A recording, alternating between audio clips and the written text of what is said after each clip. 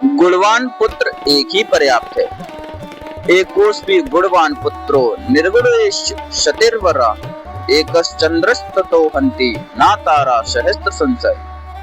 आचार्य चाणक्य यहाँ उपादेयता गुण तथा योग्यता के आधार पर पुत्र के महत्व को प्रतिपादित करते हुए कहते हैं कि केवल एक गुणवान और विद्वान पुत्र सैकड़ों गुणहीन निकम्मे पुत्रों से अच्छा होता है।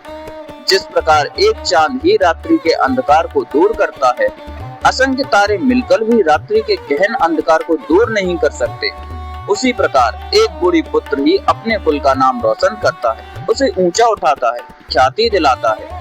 सैकड़ों निकम्मे पुत्र मिलकर भी कुल की प्रतिष्ठा को ऊंचा नहीं उठा सकते।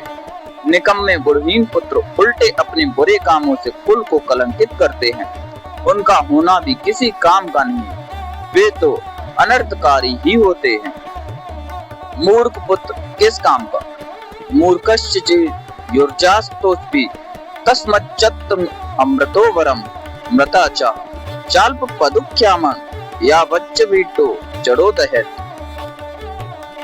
आचार्य यहाँ इस श्लोक में मूर्ख पुत्र की निरर्थकता पर टिप्पणी करते हुए कहते हैं कि मूर्ख पुत्र का चिरायु होने से मर जाना अच्छा है, क्योंकि ऐसे पुत्र के मरने पर एक ही बार दुख होता है, जिंदा रहने पर वह जीवन भर जलाता रहता है।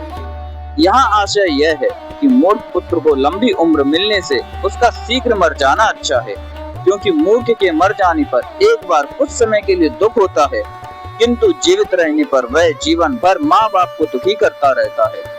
और संसार में ऐसे अनेक उदाहरण हैं कि मूर्ख पितरों की विरासत में पाए विशाल साम्राज्य को धूल में मिला दिया, पिता की अतुल संपत्ति को नष्ट भ्रष्ट कर दिया।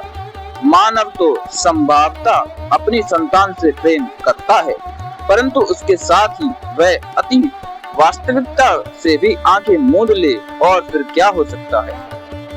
आचार्य चाणक्य यहाँ इसी प्रवृत्ति के प्रति सचेत कर रहे हैं।